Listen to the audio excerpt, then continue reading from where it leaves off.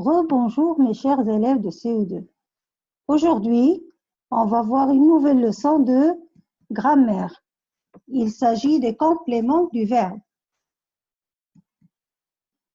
Alors, tout d'abord, observons ensemble. Les élèves préparent un spectacle. Paul parle à son ami. J'offre un bouquet de fleurs à ma mère. Donc, pour les trois phrases, repérons d'abord les verbes. Pour la première phrase, les élèves préparent un spectacle. Où est le verbe? Très bien, le verbe c'est prépare. Pour la deuxième, Paul parle à son ami. Le verbe c'est, allez-y, j'attends. Le verbe c'est parle. Très bien. Et je passe à la dernière phrase. J'offre un bouquet de fleurs à ma mère. Le verbe ici c'est offre. Bravo. Alors, on va poser une question pour trouver ce qui se trouve après le verbe. Les élèves préparent un spectacle. Alors, posez une question pour trouver un spectacle. Les élèves préparent quoi? Ils préparent un spectacle. Paul parle. Quelle est la question qui convient ici? Très bien. Paul parle à son ami. Paul parle à qui? Il parle à son ami. La dernière phrase, j'offre un bouquet de fleurs à ma mère. Ici, je pourrais poser deux questions. Alors, j'offre quoi? J'offre un bouquet de fleurs. À qui? À ma mère.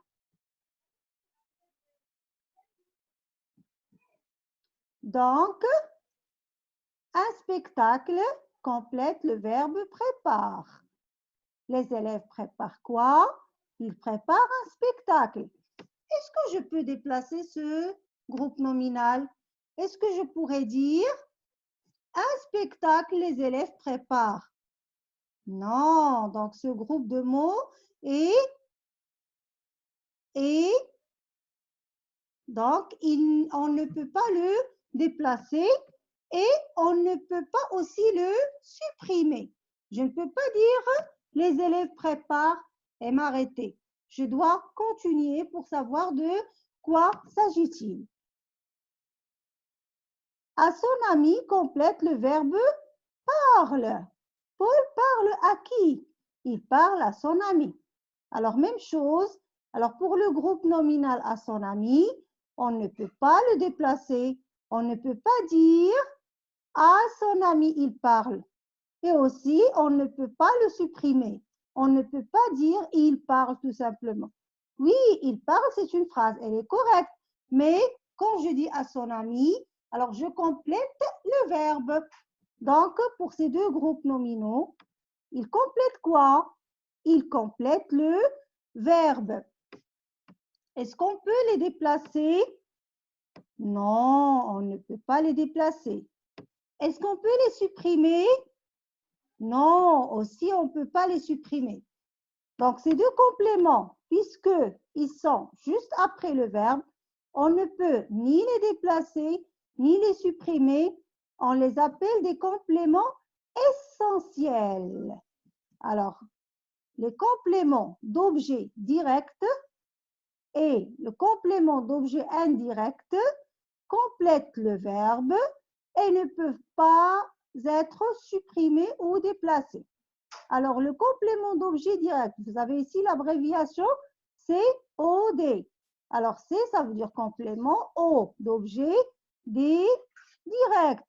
Pourquoi il est direct? Parce que le verbe est directement placé après, ou bien le COD est directement placé après le verbe. Il n'y a rien qui les sépare. Il répond à la question qui ou quoi. Et le COI, complément d'objet indirect, répond à la question à qui, à quoi, de qui, de quoi. Vous voyez ici qu'il y a une préposition qui se trouve après le verbe et qui sépare le complément du verbe. Alors, je récapitule encore. Le COD, complément d'objet direct, se trouve en général derrière le verbe. Pourquoi je dis en général? Parce qu'il y a des cas où je pourrais trouver le COD avant le verbe, qu'on verra après. Il ne peut être ni déplacé, ni supprimé. On le trouve en posant les questions qui ou quoi après le verbe. Et ici, je dois attirer votre attention sur la nature grammaticale du complément d'objet direct. Alors, quand je dis complément d'objet direct, ça ne veut pas dire qu'il est toujours un groupe nominal. Regardons ensemble ces exemples. J'aime les pommes. J'aime quoi? J'aime les pommes. Donc, les pommes, c'est un COD. Quelle est sa nature grammaticale? Donc, on a les qui est un déterminant, pomme qui est un nom. Donc, c'est un groupe nominal. Je passe à la deuxième phrase. Il adore skier. Il adore quoi? Il adore skier. Donc, ici, skier, c'est aussi un COD. Quelle est sa nature grammaticale? Est-ce que c'est toujours un groupe nominal? Non, c'est un verbe à l'infinitif. Bravo. Voilà, donc le COD peut être un groupe nominal. Il peut être aussi un verbe à l'infinitif. Il peut être un nom propre et il peut être un pronom. On verra tous ces cas après.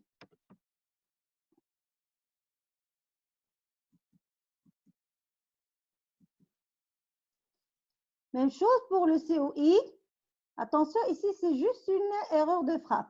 Alors, c'est le COI. Le COI, ou complément d'objet indirect, se trouve en général derrière le verbe. En général, la même remarque. Il peut se trouver avant le verbe. On ne peut ni le déplacer, ni le supprimer. Et il répond aux questions à qui, à quoi, de qui, de quoi après le verbe. Encore, concernant la nature grammaticale du complément d'objet indirect. J'écris à Léo. Alors, quelle est la nature de Léo? J'écris à qui? J'écris à Léo. Léo, c'est un nom propre. Voilà, donc, une autre nature du groupe nominal complet du complément d'objet. Ce n'est pas un groupe nominal ici, c'est un nom propre. Je vous demande l'heure. Alors ici, puisque je sais que vous êtes des champions, alors vous allez bien faire la remarque, bien observer cette phrase. Où est le sujet dans cette phrase? Le sujet, c'est « je ». Vous ici, est-ce que c'est un pronom sujet? Non. Alors, je peux dire « je demande l'heure ». Je demande l'heure à qui? Je demande l'heure à vous. À vous.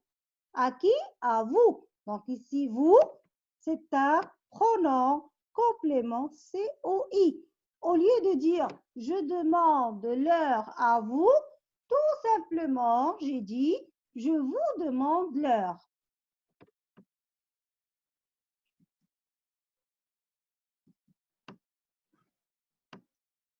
Et on arrive à autre chose aussi qu'on doit signaler. Alors, dans une même phrase, on peut avoir les deux compléments d'objet, direct et indirect, comme la phrase qu'on a vue au début de la leçon. Au début de la leçon, on a dit « j'offre un bouquet de fleurs à ma mère ». Alors, j'offre quoi? J'offre un bouquet de fleurs. Donc, un bouquet de fleurs, c'est un COD. À ma mère, c'est quoi? C'est un COI. Quand on a dans la même phrase deux compléments d'objet, le deuxième s'appelle complément d'objet second. Second, ça veut dire le deuxième, tout simplement. Alors, le complément d'objet second est un complément d'objet indirect dans une phrase contenant un complément d'objet direct. Un autre exemple pour mieux fixer ce qu'on vient de dire. Nous demandons la permission de sortir au maître. nous demandons quoi? La permission de sortir.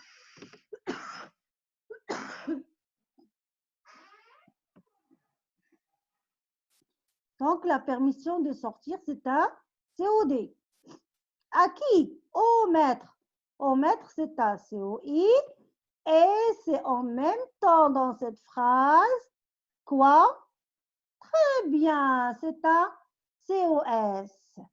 Donc, qu'est-ce qu'on vient d'étudier aujourd'hui? On vient de parler des compléments du verbe. Les compléments essentiels du verbe. Ça veut dire, je ne peux ni les déplacer, ni les supprimer. Alors, il y a les compléments d'objet directs, parce qu'ils sont directement placés après le verbe, et les compléments d'objet indirects, parce qu'ils sont séparés du verbe par une préposition. J'espère que c'est clair. Alors, on passe à un petit exercice d'application. Alors, je lis la consigne. Je repère le COD dans chaque phrase. Alors, je fais attention. Je veux repérer juste le COD. Alors, les autres groupes nominaux ne me concernent pas. Elle prend sa voiture pour aller à l'école. Donc, on parle de quoi? De complément d'objet direct. Ça veut dire un complément du verbe. Tout d'abord, je dois trouver le verbe. Par exemple, dans la première phrase, le verbe c'est prend. Et je pose la question par qui, quoi? Elle prend quoi? Elle prend sa voiture. Bravo, jeune champion. Donc, sa voiture, c'est le groupe nominal COD. Et vous allez faire la même chose pour les autres phrases. D'abord, je repère le verbe et je pose la question par qui ou quoi pour trouver le COD tout simplement. Assis sur un tabouret, il regarde les perruques de sa mamie. Allongé sur le divan, Nancy écoutait de la musique classique. Roman entend la voix de sa mère. Francis va voir son épouse à l'hôpital. La dernière phrase, mon chat attrape la souris avec ses griffes. Et si bien sûr vous avez compris la démarche pour la première activité, ça sera pareil pour la deuxième. Mais cette fois-ci, qu'est-ce que je dois repérer? Les compléments d'objet indirects. Donc, la même chose, je dois trouver d'abord le verbe et poser la question par à qui, à quoi, de qui, de quoi. Commençons par la première phrase. À 9 ans, Gaël croyait encore au Père Noël. Où est le verbe? Le verbe, c'est croyait. Alors, je pose la question. Gaël croyait à quoi? Il croyait au Père Noël. Ici, au, ça remplace à le. D'accord? Donc ici, le COI, c'est quoi? C'est au Père Noël. J'espère que c'est clair. Alors, je continue, jeune champion. Quand nous nous sommes approchés, nous avons donné de l'herbe à un cheval. La petite fille a porté un panier à sa grand-mère. On n'avait jamais parlé de ce cadeau à Geoffrey. Ce petit garçon ne ressemblait pas à son frère. Depuis sa chute de vélo, Jacques souffre d'une entorse. Donc, qu'est-ce que je fais? À chaque fois, je trouve le verbe. Et pour trouver le COI, tout simplement le COI. Je ne veux pas d'autres groupes de mots. Pour trouver le COI, je pose la question à qui, à quoi, de quoi, ainsi de suite. J'espère que c'est bien clair et je n'oublie pas de vous dire, soyez toujours sérieux, apprenez à être responsable et autonome parce que vous êtes vraiment, vraiment les meilleurs.